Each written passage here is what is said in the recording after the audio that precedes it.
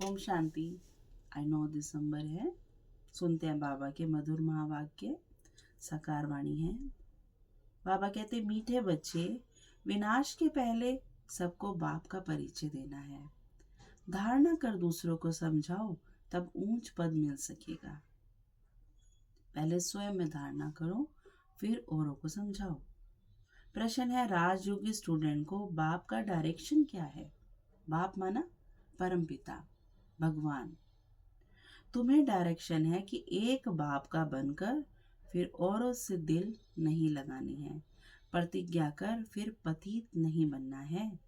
तुम ऐसा संपूर्ण पावन बन जाओ जो बाप और टीचर की याद स्वतः निरंतर बनी रहे। एक बाप से ही प्यार करो, उसे ही याद करो, तो तुम्हें बहुत ताकत मिलती रहेगी। ओम शांति।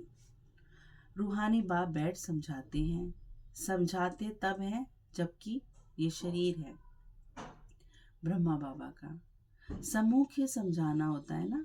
जो सम्मुख समझाया जाता है वह फिर लिखत के द्वारा सबके पास भेजा जाता है। तुम यहाँ आते हो सम्मुख सुनने के लिए। बेहद का बाप आत्माओं को सुनाते हैं। आत्मा ही सुनती है ना। इस कानों द्वारा कौन सुन रही है? कान सुन रहे हैं क्या? आत्मा सुनती है ना। बाबा कहते हैं आत्मा ही सुनती है, सब कुछ आत्मा ही करती है। इस शरीर में तो कोई पावर नहीं है। आत्मा के निकलते ही एक उंगली भी नहीं हिल सकती। इसलिए बाबा भी आत्माओं से बात करते हैं। इस शरीर द्वारा इसलिए सब कुछ करती है। पहले पहले अपने को आत्मा जरूर समझना है। गायन है ना, आत्माएं परमात्मा अलग रहे बहुकाल, सुंदर मेला लग गया जब सदगुरु मिला दयाल। तो हम आत्माएं परमात्मा से कितना समय दूर रहते हैं, और जब बाबा हमसे मिलते हैं स्वयं आकर तो मेला लगता है। और मेला कहाँ लगता है? महाराज। कल बाबा ने मुरली में कहा महाराज, और आज कह रहे हैं मेला। तो कहाँ मिलने जाते हैं हम बाबा से? मधुबन घर में। सबसे पहले पहले बाप से कौन बिछुड़ कर आते हैं यहाँ पाठ बजाने इस सृष्टि पर? तुमसे पूछेंगे कितना समय तुम बाप से अलग रहे हो, तो तुम कहेंगे 5000 वर्ष। पूरा हिसाब है ना। यह तो तुम बच्चों को पता है कैसे नंबर बार आते हैं। हम बच्चे ऊपर से, बाप जो ऊपर में थे वह भी अभी नीचे आ गए हैं। स्वयं भगवान भी हमारे लिए नीचे आए हैं। तुम सबकी बैटरी चार्ज करने अभी बाप को याद करना है। अभी तो बाप सम्मुख है ना। भक्ति मार्ग में तो बाप के ऑक्यूपेशन का पता ही नहीं, कौन है, कैसा दिखता है, कभी किस रूप में, कभी किस रूप में। हम भगवान को ढूंढते हैं। और अब बाबा ने क्या बताया? मैं तो निराकार हूँ। तो बाबा कहते हैं भक्ति में तो नहीं पता, नाम रूप देश काल को नहीं जानते हो। तुमको तो नाम रूप देश काल का सब पता है। अब जानते हैं ना बाबा का नाम क्या है? सदा शिव, शिव बाबा। और रूप क्या है? बाबा का ना हमारी तरह इस देह का रूप, ना आकारी रूप, सदा निराकारी है बाबा। और देश कौन सा है? परम धाम। बाबा आते भी कहाँ है? भारत देश में। काल किस समय पे बाबा आते हैं? संगम पर, जबकि दुनिया परिवर्तन के कगार पर आ चुकी है। कलयुग अब परिवर्तन की ओर है, सतयुग की तरफ। तो बाबा बीच में आते हैं संगम पर। तो बाबा ने सब बता दिया। तुम जानते हो इस रथ द्वारा बाप हमको सब राज समझाते हैं। ब्रह्मा बाबा द्वारा रचता और रचना के आदि मध्य अंत का राज समझाया है। ये कितना सूक्ष्म है, कितना सूक्ष्म ज्ञान। इस मनुष्य सृष्टि रूपी झाड़ का बीज रूप बाप ही है। वह यहाँ आते जरूर हैं। नई दुनिया स्थापन करना उनका ही काम है। ऐसे नहीं कि वहां बैठे स्थापना करते हैं। बाबा परम धाम में सब कुछ करते हैं। फिर हम बुलाते हैं क्यों हमसे मिलने आओ? तुम बच्चे जानते हो बाबा इस तन द्वारा हमको सम्मुख समझा रहे हैं। यह भी बाप का प्यार हुआ ना कि हमारे लिए आ जाते हैं बाबा। और कोई को भी उनके बायोग्राफी का पता नहीं है। गीता है आदि सनातन देवी देवता धर्म का शास्त्र। ये भी तुम जानते हो। इस ज्ञान के बाद है विनाश। विनाश जरूर होना ही है। विनाश मतलब परिवर्तन। कलयुग का परिवर्तन। और जो भी धर्म स्थापक है उनके आने पर विनाश नहीं होता। विनाश का टाइम ही ये है, इसलिए तुमको जो ज्ञान मिलता है वे फिर खल्लास हो जाता है।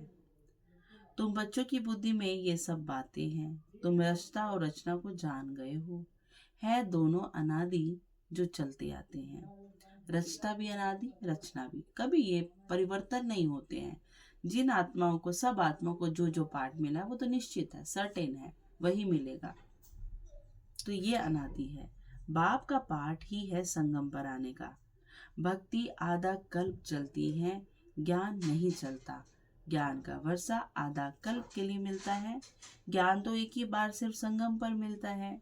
यह क्लास तुम्हारा एक ही बार चलता है। तब हम सब आत्माएं परमात्मा की स्टूडेंट बन जाती हैं। ये बातें अच्छी रीति समझकर फिर औरों को समझाना भी है। और संसार में क्या बोलते हैं सारे, तुम्हें क्या हो गया है, तुम्हारा बिहेव चेंज हो गया है। तो बाबा ने ज्ञान इस तरह का चखा दिया, परिवर्तन सीधा बॉडी कॉन्शियसनेस से सोल कॉन्शियसनेस पे ले गए। तो जब कॉन्शियस ही चेंज हो गई, बेस ही चेंज हो गया, तो फिर ऑटोमेटिक सब चेंज हो गया। सारे सुर नए हो गए। पद का सारा मदार है सर्विस करने पर। बाबा कहते तुम जानते हो पुरुषार्थ कर अब नई दुनिया में जाना है, धारणा कर और दूसरों को समझाना है। इस पर ही तुम्हारा पद है। भाई किस तरह तुम समझा पाते हो। टीचर्स भी स्कूल में सब नंबरवार होती है ना, जो जितना अच्छा समझाती हैं उतने अच्छे स्टूडेंट रहते हैं उनके। विनाश होने के पहले सबको बाप का परिचय देना है और रचना के आदि मध्य अंत का परिचय देना है। इससे पहले बाबा का सारे कार्य पूरा हो जाएगा। तुम भी बाप को याद करते हो कि जन्म जन्मांतर के पाप कट जाए। जब तक बाप पढ़ाते रहते हैं याद जरूर करना है। पढ़ाने वाले के साथ योग तो रहेगा ना। योग मतलब कनेक्शन, कनेक्ट है हम बाबा के साथ। हर माँ बाप के साथ बच्चा ऑटोमेटिक कनेक्ट होता है, ऐसे परमात्मा के साथ हर आत्मा कनेक्ट है। टीचर पढ़ाते हैं तो उनके साथ योग रहता है। योग बिगर पढ़ेंगे कैसे। योग अर्थात पढ़ाने वाले की याद। यह बाप भी है, शिव बाबा हमारे बाप भी हैं, टीचर भी हैं, सदगुरु भी हैं। ये गुरु हमें छोड़कर नहीं जाएंगे, साथ लेके जाएंगे। तीनों रूप में पूरा याद करना पड़ता है। ये सदगुरु तुम्हें एक ही बार मिलता है। ज्ञान से सदगति मिली, बस फिर गुरु की रस्म खत्म। दो युग के लिए वहां कोई गुरु नहीं। सतयुग त्रेता में बाप टीचर की रस्म चलती है, गुरु की रस्म खत्म हो जाती है। सदगति मिल गई ना। कोई समझो डिग्री जिसने ले लिया अब उसकी पढ़ाई खत्म। तो बाबा कहते बच्चे तुमको ये ज्ञान दे रहे हैं, पढ़ा रहे हैं, जब तुमको उससे सदगति मिल गई, दुर्गति से निकल गए तो खत्म। निर्वाण धाम में तुम प्रैक्टिकल में जाते हो, हम परम धाम में प्रैक्टिकल में जाएंगे, कल्पना में नहीं। अपने घर जाएंगे ना, तभी जब दुखी होते क्या कहते हैं, हे परमात्मा अपने घर ले चलो। तो घर का पता है ना, इसका मतलब आत्मा को, इन आंखों को, इस बुद्धि को तो नहीं पता। आत्मा के अंदर मर्ज है कि मेरा घर है, मेरे परमात्मा का घर है। तो निर्वाण धाम में भी तुम प्रैक्टिकल में जाते हो, फिर अपने समय पर पाठ बजाने आएंगे। जब जब जिसका पाठ होगा, मुक्ति जीवन मुक्ति दोनों तुमको मिल जाती है। मुक्ति भी जरूर मिलती है, पहले मुक्त होते हैं फिर जीवन मुक्ति में आते हैं। थोड़े समय के लिए घर जाकर रहेंगे बाबा के पास। यहाँ तो शरीर से पाठ बजाना पड़ता है ना, वहां तो कोई शरीर नहीं है, आत्मा ही है। पिछाड़ी में सब पाठधारी आ जाएंगे।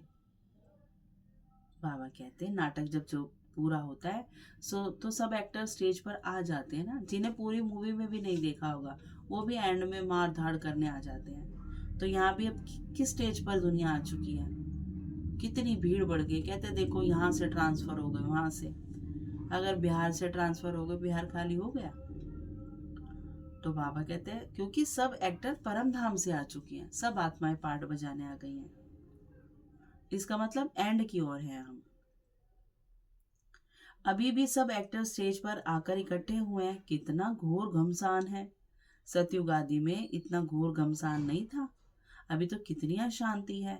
तो अब जैसे बाप को सृष्टि चक्र की नॉलेज है तो बच्चों को भी नॉलेज है। बीज को नॉलेज है ना हमारा झाड़ कैसे वृद्धि को पाकर फिर खत्म होता है।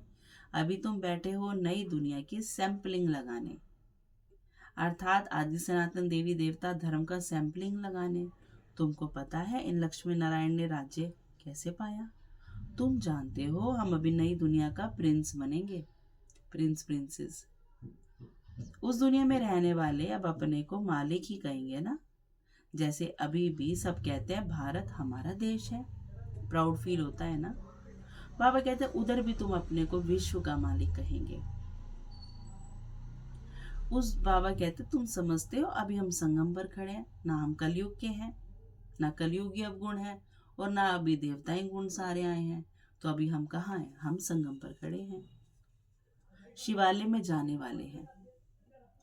बस अभी गए कि गए, अभी हम जाकर शिवालय के मालिक बनेंगे। तो स्वयं शिव बाबा रचते हैं हम बच्चों के लिए। तुम्हारी एम ऑब्जेक्ट भी ये है, हमारी लक्ष्य क्या है? संसार में बोला जाता है नर से नारायण बनना, नारी से लक्ष्मी बनना। तो बाबा आकर हमें स्मृतियां दिलाते, बच्चे अब ये पुरुषार्थ करो, जो कहते आए हो अब उसे करो। यथा राजा रानी तथा प्रजा सब शिवालय के मालिक बन जाते हैं। बाकी राजधानी में भिन्न भिन्न स्टेट्स तो होते ही हैं, वहाँ वजीर तो कोई होता ही नहीं, क्योंकि सब बुद्धिशाली हैं, सबको अपनी बुद्धि है, किसी से राय लेने की कोई जरूरत नहीं। वजीर तब होते हैं जब पतित बनते हैं, पतित बनने से बुद्धि चट होती है। लक्ष्मी नारायण व सीताराम का वजीर नहीं सुना होगा, इनको वजीर की जरूरत पड़ती है क्योंकि वे खुद सतो प्रधान पावन बुद्धि वाले हैं। फिर जब पतित बनते हैं तब राजा रानी एक वजीर रखते हैं राय लेने के लिए। अभी तो देखो अनेका अनेक वजीर हैं और तब भी सेटिस्फाइड नहीं है, इससे पूछेंगे उससे पूछेंगे। तुम बच्चे जानते हो यह बहुत मजे का खेल है। खेल हमेशा मजे का ही होता है, सुख भी होता है दुख भी होता है। इस बेहद के खेल को तुम बच्चे जानते हो, इसमें रोने पिटने आदि की बात ही नहीं। गाते भी हैं बीती सो बीती देखो, बनी बनाई बन रही अब कुछ बनने ना ही। ये ड्रामा अनादि अविनाशी है, हूबहू रिपीट हो रहा है। इसमें कुछ भी अदली बदली ना अब हुआ, ना पहले हुआ, ना आगे हुआ। जो कुछ हुआ वो पहले भी हुआ था, आगे भी वही होगा, अगली बार भी वही होगा। Drama repeat itself. यह नाटक तुम्हारी बुद्धि में है, हम इनके एक्टर हैं। जब तक हम खुद को ये समझ के चलते कितने दुख में थे, बाबा ने बताया जैसे तुम एक्टर हो, तो कितना धीरे धीरे दुख कम किया बाबा ने। हमारे 84 जन्मों का पाठ एक्यूरेट अविनाशी है, जो जिस जन्म में जो एक्ट करते आए हैं वही करेंगे। आज से 5000 वर्ष पहले भी तुमको यही कहा था कि अपने को आत्मा समझो। गीता में भी अक्षर है, तुम जानते हो बरोबर आदि सनातन देवी देवता धर्म जब स्थापन हुआ था तो बाप ने कहा था दे के सब धर्म छोड़ अपने को आत्मा समझो। वो है ना एक श्लोक, सर्व धर्मानि परित्यज्य मामेकम शरणम, मतलब सर्व धर्मों का परित्याग कर तो मेरी शरण में आ जा। तो बाबा कहते हैं, बाबा प्रैक्टिकल में कहते हैं बच्चे ये देह का धर्म, मैं स्त्री हूँ, मैं पुरुष हूँ, मैं काला, मैं गोरा, मैं सुंदर, मैं गरीब, मैं अमीर, ये क्या है? देह से तो चिपटे पड़े हैं।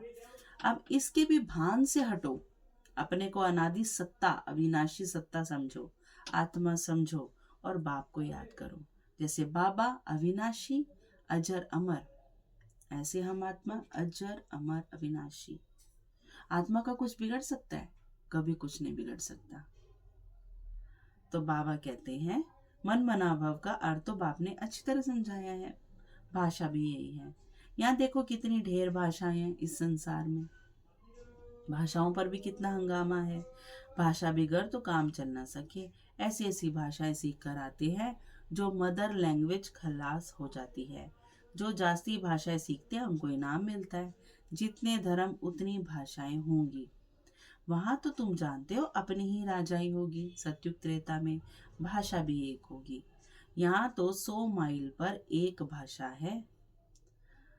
तो बाबा कहते हैं वहां तो एक ही भाषा होगी। जिस घर में ज्यादा एडवाइजर होते हैं, ज्यादा दिमाग होता है, उस घर में शांति होती है। और जिस घर में एक ने कहा दूसरे ने मान ली, यानी एक ही भाषा, तो उस घर में अशांति होती है।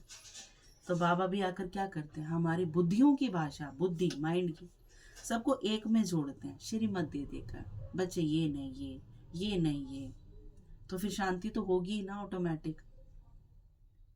और यहाँ तो बाबा कहते हैं 100 मील पर ही भाषा ही परिवर्तन हो जाती है, वहाँ तो एक ही भाषा है। ये सब बातें बाप बैठ समझाते हैं, तो उस बाप को याद करते रहो। शिव बाबा समझाते हैं ब्रह्मा द्वारा, ब्रह्मा बाबा के द्वारा। रथ तो जरूर चाहिए ना, शिव बाबा हमारा बाप है। बाबा कहते हैं मेरे तो बेहद के बच्चे हैं, सारा संसार की आत्माएं कौन है, सब बाबा के बच्चे। बाबा इन द्वारा पढ़ाते हैं ना, ब्रह्मा बाबा द्वारा। टीचर को कभी गले से थोड़ी लगाते हैं, बाप को लगाते हैं ना। बाप तो तुमको पढ़ाने आए हैं, राजयोग सिखलाते हैं, तो टीचर ठहरा ना। तुम स्टूडेंट हो, स्टूडेंट कभी टीचर को बाकी पहनते हैं क्या? एक बाप का बनकर फिर औरों से दिल नहीं लगानी है।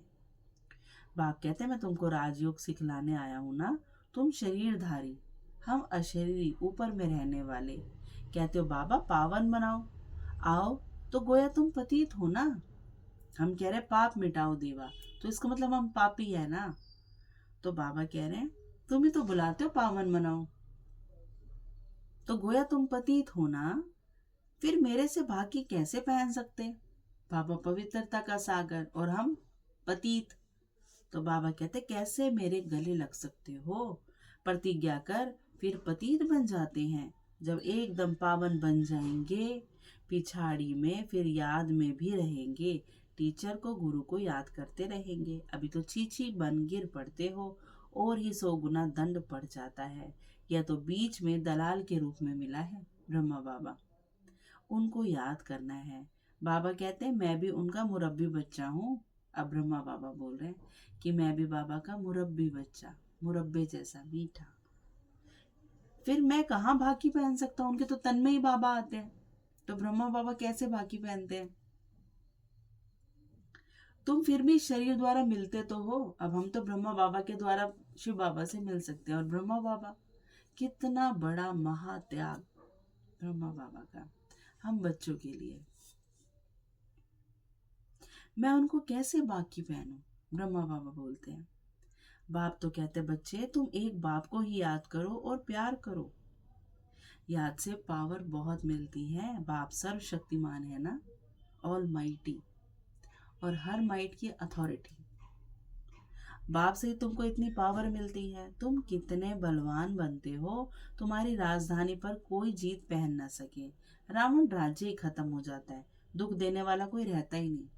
बाबा हमें उस दुनिया में भेजेंगे जहाँ हमें कोई दुख नहीं देगा। उनको सुखधाम कहा जाता है। रावण सारे विश्व में सबको दुख देने वाला है, जानवर भी दुखी होते हैं। वहाँ तो जानवर भी आपस में प्रेम से रहते हैं, यहाँ तो प्रेम है ही नहीं। हर छोटा बड़े को, हर बड़ा छोटे को काट ही रहा है, चाहे जानवर हो चाहे मनुष्य है। तुम बच्चे जानते हो ये ड्रामा कैसे फिरता है? इसके आदि मध्य अंत का राज बाप ही समझाते हैं। कोई अच्छी रीति पढ़ते हैं, कोई कम पढ़ते हैं, पढ़ते तो सब है ना, सारी दुनिया भी पढ़ेगी, अर्थात बाप को याद करेगी। बाप को याद करना ये भी पढ़ाई है ना। उस बाप को सब याद करते हैं, भगवान को सब याद करते हैं। वे सर्व का सदगति दाता, सबको सुख देने वाला है। तभी क्या कहा उनकी महिमा में, दुख हरता, सुख करता। दुख हरते हैं, सुख करते हैं, इसे कहते हैं हर हर महादेव, मतलब हमारे दुख हरो। तो सर्व का सदगति दाता, सबको सुख देने वाला है। कहते भी आकर पावन बनाओ, तो जरूर पति ठहरे ना। वह तो आते हैं विकारियों को निर्विकारी बनाने, पुकारते ही हैं हे अल्लाह आकर हमको पावन बनाओ। उनका यही धंधा है, इसलिए बुलाते। बाबा का पार्टी यही है, सब पतितों को पावन बनाना, सब दुखियों को सुखी करना, सब दुर्गति वालों को सदगति में ले जाना। बस हमें पहचानना है, उन्हें हमें पहचानना है। ये टास्क हमें दिया है कि बच्चे निराकार को पहचानो, अपने को भी निराकार समझो। ये हमारा पाठ है। बाबा का पाठ तो हमारे दुख हरना है ही है। हमारे पिता है ना, और परम पिता है, सबसे प्यारे। तुम्हारी भाषा भी करेक्ट होनी चाहिए। वो लोग कहते हैं अल्लाह, वो कहते हैं गॉड, क्रिश्चियन लोग गॉड फादर भी कहते हैं। पिछाड़ी वालों की बुद्धि फिर भी अच्छी रहती है, इतना दुख नहीं उठाते। तो अब तुम सम्मुख बैठे हो, क्या करते हो? बाप को इस भ्रिकुटी में देखते हो, ब्रह्मा बाबा की। बाबा फिर तुम्हारी भ्रिकुटी में देखते हैं। हमारी भ्रिकुटी में बाबा आत्मा को देखते हैं। जिसमें मैं प्रवेश करता हूँ उनको देख सकता हूँ। बाबा ब्रह्मा बाबा के तन में प्रवेश करते हैं तो उनकी आत्मा को तो देख सकते हैं ना। वे तो बाजू में बैठा है, बाबा जस्ट आत्मा के साथ आके बैठ जाते हैं। यह बड़ी समझने की बात है। मैं इनके बाजू में बैठा हुआ हूँ। यह भी समझता है हमारे बाजू में शिव बाबा बैठे हैं। ब्रह्मा बाबा भी समझते हैं। तुम कहेंगे हम सामने दो को देखते हैं, भाई हमें ब्रह्मा बाबा भी दिखते हैं और शिव बाबा भी। हम ऐसे कहेंगे बाप और दादा दोनों आत्मा को देखते हो, तुम्हारे में ज्ञान है। बाप दादा किसको कहते हैं? हमें पता है ना हम बाप दादा किसे कह रहे हैं। तो बाबा कहते हैं तुम्हें ये ज्ञान है, इस एक तन में दो आत्माएं विराजमान हैं। एक परमपिता बाप यानी फादर, दूसरा दादा माने बड़े भाई। बाप दादा किसको कहते हैं? आत्मा सामने बैठी है। भक्ति मार्ग में तो आंखें बंद कर बैठते सुनते हैं। यहाँ तो बाबा कहते हैं मुझे सम्मुख देखो, मुझे निहारो। पढ़ाई कोई ऐसे थोड़ी ही होती है, टीचर को देखना तो पड़े ना। टीचर ऐसे आंख बंद करके बैठ जाओ, अब टीचर को मजा ही नहीं आएगा पढ़ाने का। टीचर को कौन से बच्चे चाहिए जो चातरक होके उसको देखे आंखें खोल के। बंद वाले बच्चों को तो वो डांटेगा। तो बाबा कहते हैं यह तो बाप भी है, टीचर भी है, तो सामने देखना होता है। सामने बैठे और आंखें बंद हो, झुटका खाते रहे, नींद आती रहे, ऐसी पढ़ाई तो होती नहीं।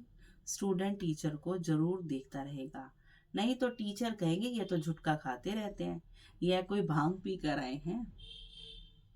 तुम्हारी बुद्धि में है बाबा इस तन में बैठे हैं। मैं बाबा को देखता हूँ। बाप समझाते हैं यह क्लास कॉमन नहीं है जो आंखें बंद करके बैठे। ये नॉर्मल सत्संग नहीं है, ये शिव अमृतवाणी है, भगवानु वाच है। भगवान स्वयं वाच कर रहे हैं, बात कर रहे हैं।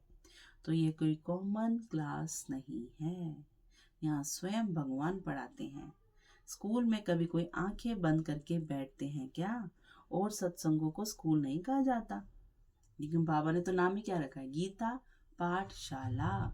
और यहाँ पढ़ाई होती है। बल गीता बैठ सुनाते हैं, परंतु उसको स्कूल नहीं कहा जाता दुनिया में। वह कोई बाप थोड़ी है जो दुनिया में बैठ जाते हैं पंडित जी। वह बाप थोड़ी है जिसको देखे कोई कोई शिव के भक्त होते हैं तो शिव को याद करते हैं, कान से कथा सुनते रहते हैं, याद शिव को करते हैं। शिव की भक्ति करने वालों को शिव को ही याद करना पड़े। कोई भी सत्संग में प्रश्न उत्तर आदि नहीं होता, यहाँ होता है। यहाँ तुम्हारी आमदनी बहुत है, आमदनी में कभी उबासी नहीं आ सकती। धन मिलता है ना, ज्ञान का धन, समझ बुद्धि खुलती है तो उबासी नहीं आ सकती, तो खुशी होती है। उबासी गम की निशानी है। बीमार होगा या दिवाला निकला होगा तो उबासी आती रहेगी। पैसा मिलता रहेगा तो कभी उबासी नहीं आएगी। नॉर्मल कारोबार की बात कर रहे हैं बाबा।